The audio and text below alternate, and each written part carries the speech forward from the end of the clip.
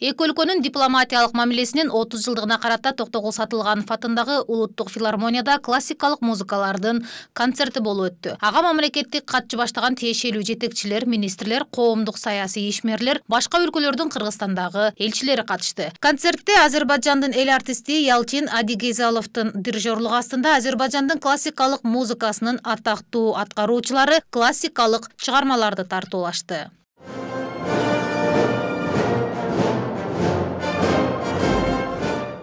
Эки өлкөнүн достугун даңазалаган концертте тышкы иштер министри Жээнбек Кулубаев эки мамлекеттин саясий кызматташтыгы, эки тараптуу соода, экономикалык жана инвестициялык байланыштар, маданий кызматташтыгы 30 жылдан бери уланып келе жатканын баса белгиледи.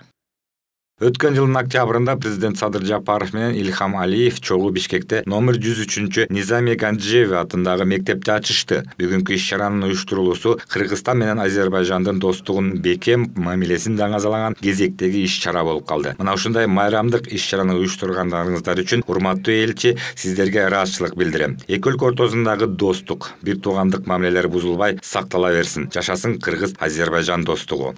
Азербайжандын Кыргызстандагы элчиси коноктор менен кыргыз тилинде учурашып, маданий-гуманитардык мамилеси Кыргыз-Азербайжан эки тараптуу мамилелердин маанилүүлүгүнө токтолду.